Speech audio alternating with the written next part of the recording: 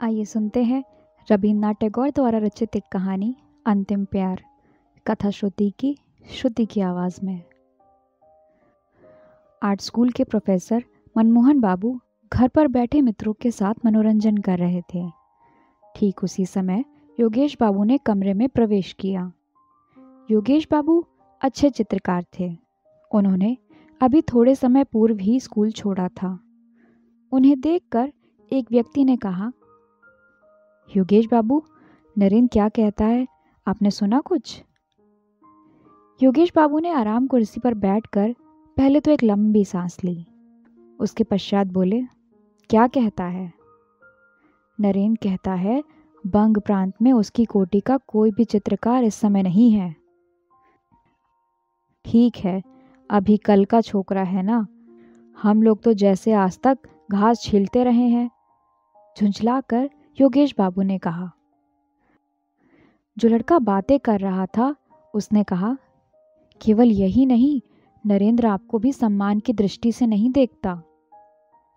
योगेश बाबू ने उपेक्षित भाव से कहा, क्यों, कोई अपराध? वह कहता है आप आदर्श का ध्यान रखकर चित्र नहीं बनाते। तो किस दृष्टिकोण से बनाता हूं? दृष्टिकोण? रुपए के लिए। योगेश ने एक आंख बंद करके कहा, व्यर्थ। फिर आवेश में कान के पास से अपने अस्त व्यस्त बालों को ठीक कर बहुत देर तक मौन बैठा रहा। चीन का जो सबसे बड़ा चित्रकार हुआ है उसके बाल भी बहुत बड़े थे। यही कारण था कि योगेश ने भी स्वभाव विरुद्ध सिर पर लंबे लंबे बाल रखे हुए थे। ये बाल उसके मुख पर बिल्कुल नहीं भाते थे, क्योंकि बचपन में एक बार चेचक के आक्रमण से उसके प्राण तो बच गए थे, किंतु मुख बहुत कुरूप हो गया था। एक तो श्याम वर्ण, दूसरे चेचक के दाग।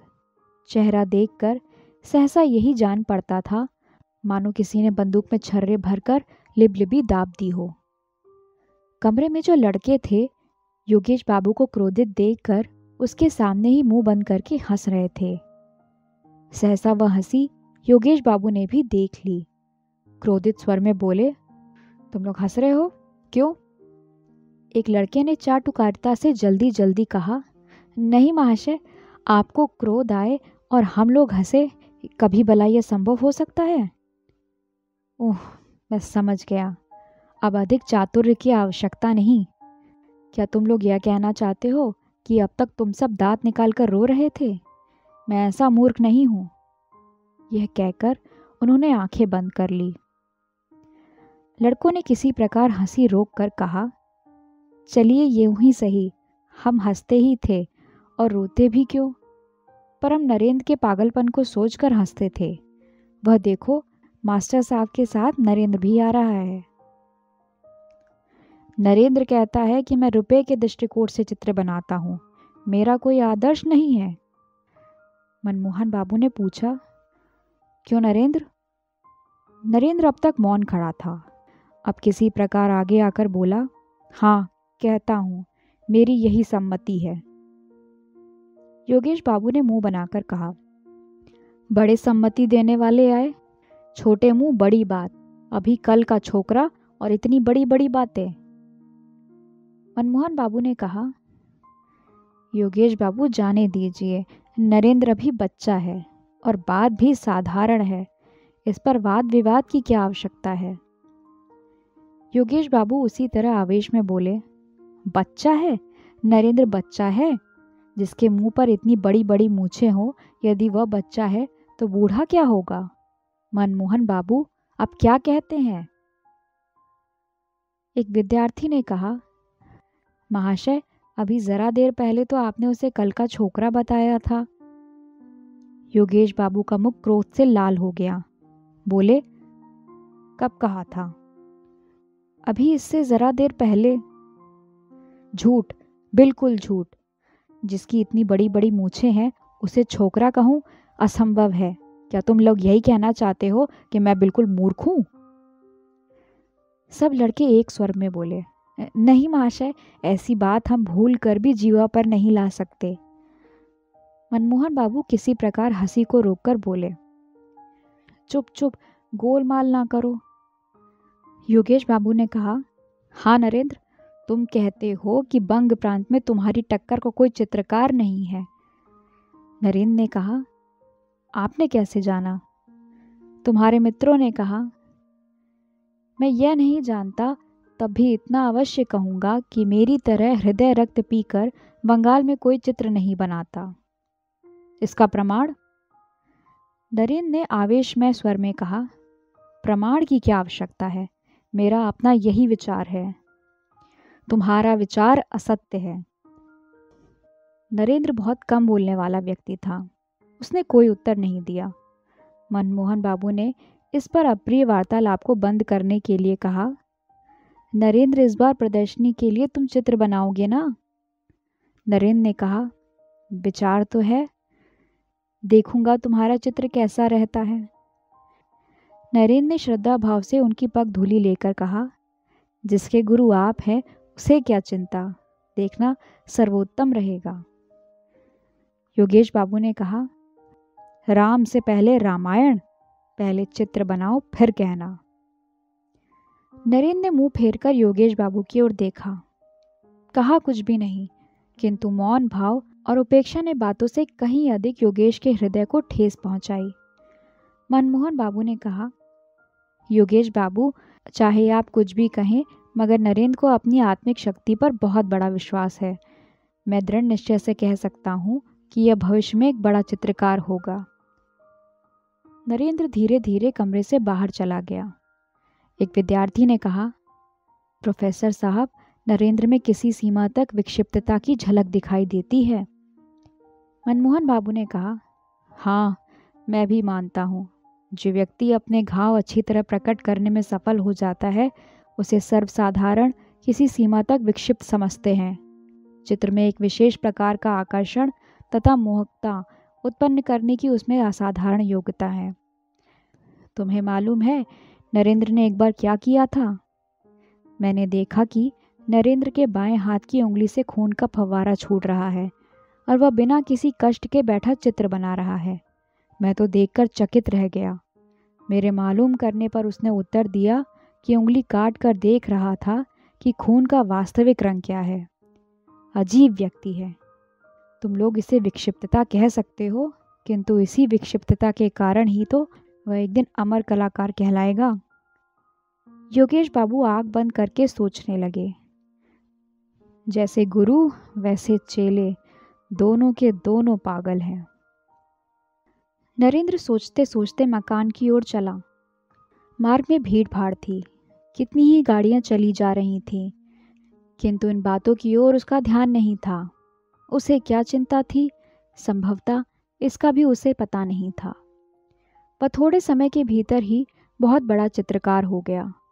इस थोड़े समय में वह इतना सुप्रसिद्ध और सर्वप्रिय हो गया था कि उसके ईर्ष्यालु मित्रों को अच्छा ना लगा। इन्हीं ईर्ष्यालु मित्रों में योगेश बाबू भी थे। नरेंद्र में एक विशेष योग्यता और उसकी तूलिका में एक असाधारण शक्ति है। योगेश बाबू इसे दिल ही दिल में खूब समझते थे, परंतु ऊपर से उसे मानने के लिए तैयार न थे।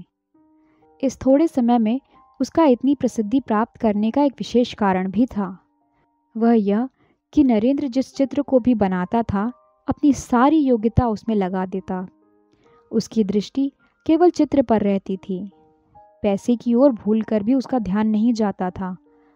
उसके हृदय की महत्वाकांक्षा थी कि चित्र बहुत ही सुंदर हो, उसमें अपने ढंग की विशेष विलक्षणता हो, मूल्य चाहे कम मिले या अधिक। वह अपने विचार और भावनाओं की मधुर रूपरेखाएं अपने चित्र में देखता था। जिस समय चित्र चित्रित करने बैठता तो चारों ओर फैली हुई असीम प्रकृति और उसकी सारी रूपरेखाएं हृदय पट से गुंफित कर देता। इतना ही नहीं, वह अपने अस्तित्व से भी विस्मृत हो जाता।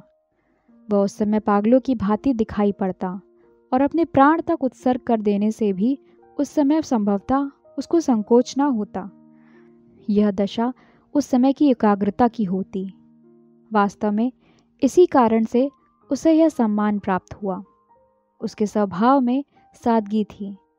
वह जो बात सादगी से कहता, लोग उसे अभिमान और प्रदर्शनी से लदी हुई समझते। उसके सामने कोई कुछ न कहता, परंतु पीछे पीछे लोग उसकी बुराई करने से न चूकते। सबके सब नरेंद्र को संज्ञाहीन सा पाते। वह किसी बात को कान लगाकर ना सुनता। कोई पूछता कुछ और वो उत्तर देता कुछ और ही। वह सर्वदा ऐसा प्रतीत होता जैसे अभी अभी स्वप्न देख रहा था और किसी ने सहसा उसे जगा दिया हो। उसने विवाह किया और एक लड़का भी उत्पन्न हुआ। पत्नी बहुत सुंदर थी, परंतु नरेंद्र को गृहस्थिक जीवन में किसी प्रकार का आकर्षण न था। तब भी उसका हृदय प्रेम का अथाह सागर था। वह हर समय इसी धुन में रहता था कि चित्रकला में प्रसिद्धि प्राप्त करे। यही कारण था कि लोग उसे पागल समझते थे। किसी हल्की वस्तु को यदि पानी में जबरदस्ती डुबा दो तो वह किसी प्रकार भी न डूबेगी, वरन ऊपर तैरती रहेगी। ठीक यही दशा उन लोगों की होती है जो अपनी धुन के पक्के होते हैं। वे सांसारिक सुख दुख में किसी प्रकार डूबना नहीं जानते। उनका हृदय हर समय कार्य की पूर्ति में संलग्न रहता है। नरेंद्र सोचते सोचते अपने मकान के सामने आ खड़ा हुआ। उसने देखा कि द्वार के समीप उसका 4 साल का बच्चा मुंह में उंगली डाले किसी गहरी चिंता में खड़ा है। पिता को देखते ही बच्चा दौड़ता हुआ आया और दोनों हाथों से नरेंद्र को पकड़कर बोला, बापूजी। क्यों बेटा? बच्चे ने पिता का हाथ पकड़ लिया और खींचते हुए कहा, बापूजी देखो, हमने एक मेंढक मारा जो लंगड़ा हो गया। नरेंद्र ने बच्चे को गोद में उठाकर कहा, तो मैं क्या करूं, तू बड़ा पाजी है। बच्चे ने कहा, वह घर नहीं जा सकता, लंगड़ा हो गया है, कैसे जाएगा? चलो उसे गोद में उठाकर घर पहुंचा दो। नरेंद्र ने बच्चे को गोद में उठा लिया और हंसते हंसते घर में ले गया। एक दिन नरेंद्र को ध्यान आया कि इस बार की प्रदर्शनी में जैसे भी हो अपना एक चित्र भेजना चाहिए। कमरे की दीवार पर उसके हाथ के कितने ही चित्र लगे हुए थे। कहीं प्राकृतिक दृश्य, कहीं मनुष्य के शरीर की रूपरेखा, कहीं स्वर्ण की भांति सरसों के खेत की हरियाली, जंगली मनमोहक दृश्यावली, और कहीं वे रास्ते जो छाया वाले वृक्षों के नीचे से टेढ़े तिरछे होकर नदी के पास जा मिलते थे। धुएं की भांति गगनचुंबी पहाड़ों की पंक्ति जो तेज धूप में स्वयं झुलसती जा रही थी, और सैकड़ों पथिक धूप से व्याकुल होकर छायादार वृक्षों के समूह में शरणार्थी थे। ऐसे कितने ही दृश्य थे। दूसरी ओर अनेकों पक्षियों के चित्र थे। उन सब के मनोभाव उनके मुखों से प्रकट हो रहे थे। कोई गुस्से में भरा हुआ, कोई चिंता की अवस्था में, तो कोई प्रसन्न मुख। कमरे के उत्तरीय भाग में खिड़की के समीप एक अपूर्ण चित्र लगा हुआ था। उसमें ताड़ के वृक्षों के समूह के समीप सर्वदा मौन रहने वाली छाया के आश्रय में एक सुंदर नवयुवती नदी के नीलवर्ण जल में अचल बिजली सी मौन खड़ी थी। उसके होठों और मुख की रेखाओं में चित्रकार ने हृदय की पीड़ा अंकित की थी। ऐसा प्रतीत होता था मानो चित्र बोलना चाहता है, किंतु यौवन अभी उसके शरीर में पूरी तरह प्रस्फुटित नहीं हुआ है। इन सब चित्रों में चित्रकार के इतने दिनों की आशा और निराशा मिश्रित थी, परंतु आज उन चित्रों की रेखाओं और रंगों ने उसे अपनी ओर आकर्षित न किया। उसके हृदय में बार बार यही विचार आने लगे कि इतने दिनों उसने केवल बच्चों का खेल किया है, केवल कागज़ के टुकड़ों पर रंग पोता है। इतने दिनों से उसने जो कुछ रेखाएं कागज़ पर खींची थी, वे सब उसके हृदय को अपनी ओर आकर्षित ना कर सकी, क्योंकि उसके विचार पहले की अपेक्षा बहुत उच्च थे। उच्च ही नहीं बल्कि बहुत उच्चतम होकर चील की भांति आकाश में मंडराना चाहते थे। यदि वर्षा ऋतु का सुहावना दिन हो तो क्या कोई शक्ति उसे रोक सकती थी? वह उस समय आवेश में आकर उड़ने की उत्सुकता में असीमित दिशाओं में उड़ जाता, एक बार भी फिर कर नहीं देखता। अपनी पहली अवस्था पर किसी प्रकार भी वह संतुष्ट नहीं था। नरेंद्र के हृदय में रह रहकर यही विचार आने लगा। भावना और लालसा की झड़ी सी लग गई। उसने निश्चय कर लिया कि इस बार ऐसा चित्र बनाएगा जिससे उसका नाम अमर हो जाए।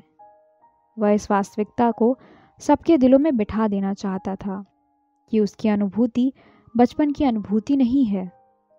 मेज पर सिर रखकर नरेंद्र विचारों का ताना बाना बुनने लगा।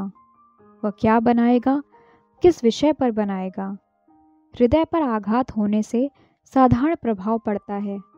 भावनाओं के कितने ही पूर्ण और अपूर्ण चित्र उसकी आंखों के सामने से सिनेमा चित्र की भांति चले गए, परंतु किसी ने भी दम भर के लिए उसके ध्यान को अपनी ओर आकर्षित ना किया।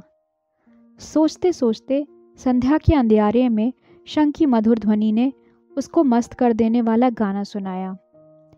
इस स्वर लहरी से नरेंद्र चौंक कर उठ खड़ा हुआ। इसके पश्चात उसी अंधकार में वह चिंतन मुद्रा में कमरे के अंदर पागलों की भांति टहलने लगा। सब व्यर्थ। महान प्रयत्न करने के पश्चात भी कोई विचार न सूझा। रात बहुत जा चुकी थी। अमावस्या की अंधेरी में आकाश परलोक की भांति धुंधला प्रतीत होता था। नरेंद्र कुछ खोया खोया सा पागलों की भांति उसी ओर ताकता रहा। बाहर से रसोइये ने द्वार खटकाकर कहा, बाबूजी। चौंककर नरेंद्र ने पूछा, कौन है? बाबूजी, भोजन तैयार है, चलिए। झुंझलाते हुए नरेंद्र ने कटु स्वर में कहा, मुझे तंग ना करो, जाओ, मैं इस समय नहीं खाऊंगा। कुछ थोड़ा सा?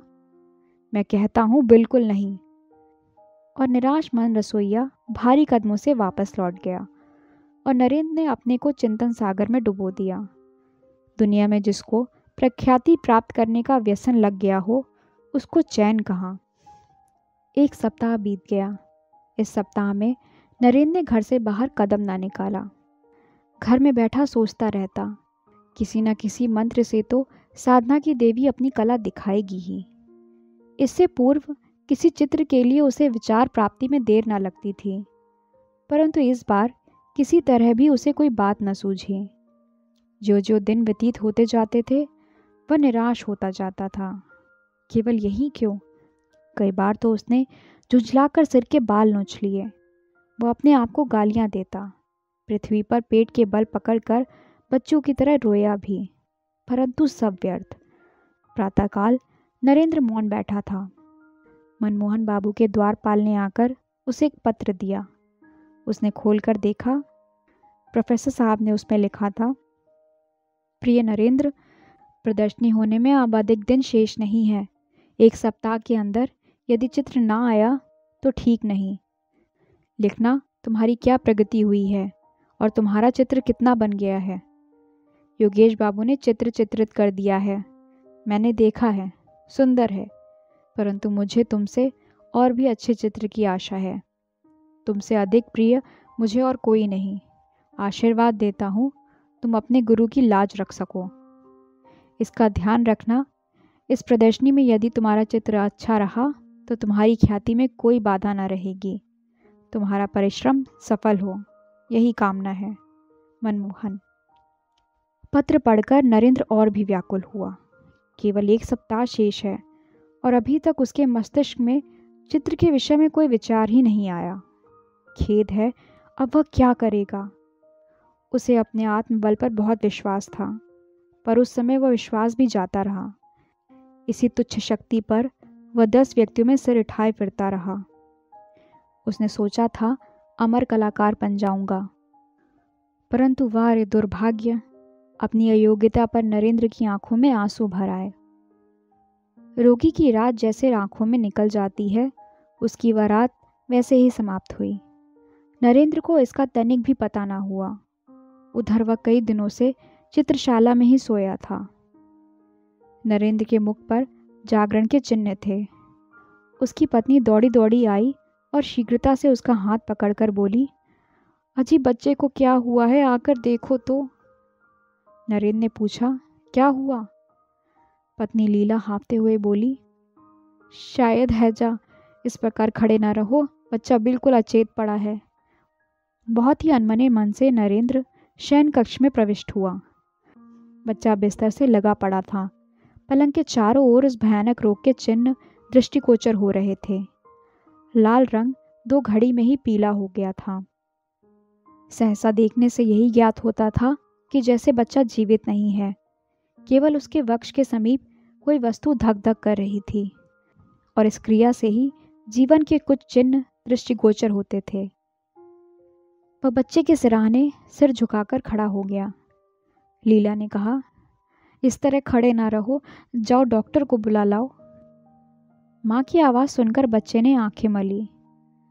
भर्राई हुए आवाज़ में बोला, माँ, मेरे लाल, मेरी पूंजी, क्या कर रहा है? कहते कहते लीला ने दोनों हाथों से बच्चे को अपनी गोद में चिपटा लिया। माँ के वक्ष पर सिर रखकर बच्चा फिर पड़ा रहा। नरेंद्र के नेत्र सजल हो गए। वह बच्चे की ओर देखता रहा। लीला ने उपालंभमय स्वर में कहा, अभी तक डॉक्टर को बुलाने नहीं गए? नरेंद्र ने दबी आवाज में कहा, डॉक्टर? पति के आवाज का अस्वाभाविक स्वर सुनकर लीला ने चकित होते हुए कहा, क्या? कुछ नहीं, जाओ डॉक्टर को बुला लाओ। अभी जाता हूँ। नरेंद्र घर से बाहर निकला। घर का द्वार बंद हुआ। लीला ने आश्चर्यचकित होकर सुना कि उसके पति ने बाहर से द्वार की जंजीर खींच ली और वह सोचती रही, ये क्या? नरेंद्र चित्रशाला में प्रविष्ट होकर एक कुर्सी पर बैठ गया। दोनों हाथों से मुंह ढांपकर वह सोचने लगा। उसकी दशा देखकर ऐसा लगता था कि वह किसी तीव्र आत्मिक पीड़ा से पीड़ित है। चारों ओर गहरे सूनेपन का राज्य था। केवल दीवार पर लगी हुई घड़ी कभी न थकने वाली गति से टिक टिक कर रही थी और नरेंद्र के सीने के अंदर उसका हृदय मानो उत्तर देता हुआ कह रहा था, थक थक। संभवतः उसके भयानक संकल्पों से परिचित होकर घड़ी और उसका हृदय परस्पर कानाफूसी कर रहे थे। सहसा नरेंद्र उठ खड़ा हुआ। संज्ञाहीन अवस्था में कहने लगा, क्या करूं? ऐसा आदर्श फिर ना मिलेगा, परंतु वह तो मेरा पुत्र है। वह कहते कहते रुक गया। मौन होकर सोचने लगा। सहसा कमरे के अंदर से सनसनाते हुए बाण की भांति हाय की हृदयबोधक आवाज उसके कानों में पड़ी, मेरे लाल, तू कहाँ गया?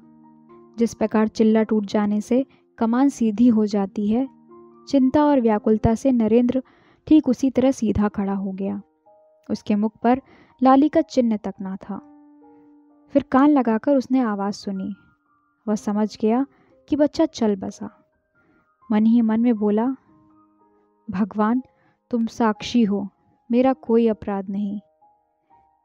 इसके बाद वह अपने सिर के बालों को मुट्ठी में लेकर सोचने लगा। जैसे कुछ समय पश्चात ही मनुष्य निद्रा से चौंक उठता है, उसी प्रकार चौंक कर जल्दी जल्दी मेज पर से कागज, तूलिका और रंग आदि लेकर वह कमरे से बाहर निकल गया। शयन कक्ष के सामने एक खिड़की के समीप आकर वह अचकचाकर खड़ा हो गया। उस खिड़की से कमरे का आंतरिक भाग दिखाई पड़ रहा था। झांक कर भय से थरथर कांपते हुए उसने देखा तो उसके सारे शरीर में कांटे से चुभ गए। बिस्तर उलट पुलट हो रहा था। पुत्र से रिक्त गोद किए माँ वहीं पड़ी तड़प रही थी और इसके अतिरिक्त माँ कमरे में पृथ्वी पर लौटते हुए बच्चे के मृत शरीर को दोनों हाथों से वक्ष स्थल के साथ चिपटाए, बाल बिखरे, नेत्र विस्फारित किए बच्चे के निर्जीव होठों को बार बार चूम रही थी। नरेंद्र की दोनों आंखों में किसी ने 2 सलाखें चुभो दी हैं। उसने होठ चबाकर कठिनता से स्वयं को संभाला और इसके साथ ही कागज पर पहली रेखा खींची। उसके सामने कमरे के अंदर वही भयानक दृश्य उपस्थित था।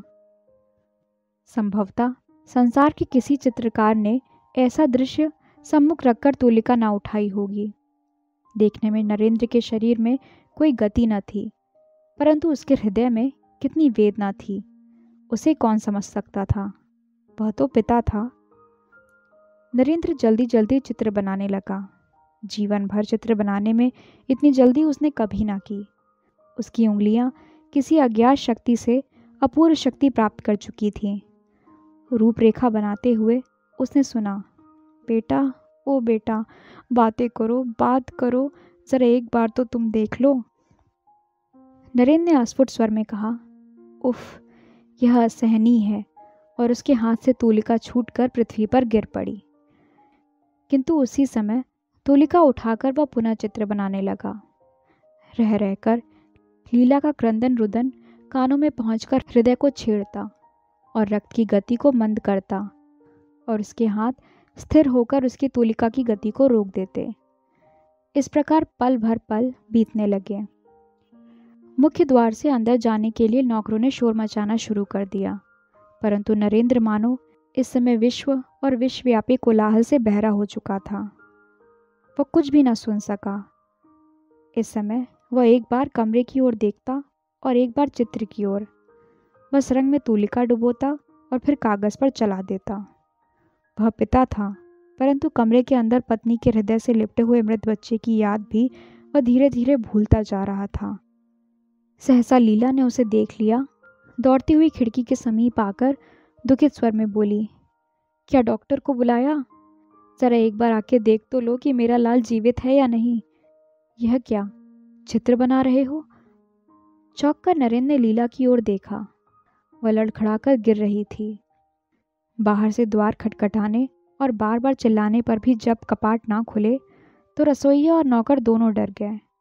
वे अपना काम समाप्त करके प्रायः संध्या समय पर घर चले जाते थे और प्रातःकाल काम करने के लिए आ जाते थे। प्रतिदिन लीला या नरेंद्र दोनों में से कोई ना कोई द्वार खोल देता था। आज चिल्लाने और खटखटाने पर भी द्वार ना खुला। इधर रह रहकर लीला की क्रंदन ध्वनि भी कानों में आ रही थी। उन लोगों ने मोहल्ले के कुछ व्यक्तियों को बुलाया। अंत में सबने सलाह करके द्वार तोड़ डाला। सब आश्चर्यचकित होकर मकान में घुसे। जीने से चढ़कर देखा, दीवार का सहारा लिए दोनों हाथ जंघाओं पर रखे नरेंद्र सिर नीचा किए हुए बैठा है। उनके पैरों की आहट से नरेंद्र ने चौंक कर मुंह उठाया। उसके नेत्र रक्त की भांति लाल थे। थोड़ी देर पश्चात वह ठहाका मारकर हंसने लगा और सामने लगे चित्र की ओर उंगली दिखाकर बोल उठा, डॉक्टर डॉक्टर, मैं अमर हो गया। दिन बीतते गए। प्रदर्शनी आरंभ हो गई। प्रदर्शनी में देखने की कितनी ही वस्तुएं थी, परंतु दर्शक एक ही चित्र पर झुके पड़ते थे। चित्र छोटा सा था और अधूरा भी। नाम था अंतिम प्यार। चित्र में चित्रित किया हुआ था एक माँ अपने बच्चे का मृत शरीर हृदय से लगाए अपने दिल के टुकड़े के चंदा से मुख को बार बार चूम रही है। शोक और चिंता में डूबी हुई माँ के मुख, नेत्र और शरीर में चित्रकार की तूलिका ने एक ऐसा सूक्ष्म और दर्दनाक चित्र चित्रित किया कि जो देखता उसी की आंखों से आंसू निकल पड़ते। चित्र की रेखाओं में इतनी अधिक सूक्ष्मता से दर्द भरा जा सकता है, यह बात इससे पहले किसी के ध्यान में न आई थी। इस दर्शक समूह में कितने ही चित्रकार थे। उसमें से एक ने कहा, देखिए योगेश बाबू, आप क्या कहते हैं? योगेश बाबू उस समय मौन धारण किए चित्र की ओर देख रहे थे। सहसा प्रश्न सुनकर एक आंख बंद करके बोले, यदि मुझे पहले ज्ञात होता तो मैं नरेंद्र को अपना गुरु बनाता। दर्शकों ने धन्यवाद, साधुवाद और वाह वाह की झड़ी लगा दी, परंतु किसी को भी मालूम ना हुआ कि उस सज्जन पुरुष का मूल्य क्या है जिसने इस चित्र को चित्रित किया है। किस प्रकार चित्रकार ने स्वयं को धूलि में मिलाकर रक्त से इस चित्र को रंगा है, उसकी यह दशा किसी को भी ज्ञात ना हो सकी। आशा है आपको आज की कहानी पसंद आई होगी। ऐसी ही कहानियों को सुनने के लिए वीडियो को लाइक, शेयर और सब्सक्राइब करना ना भूलें।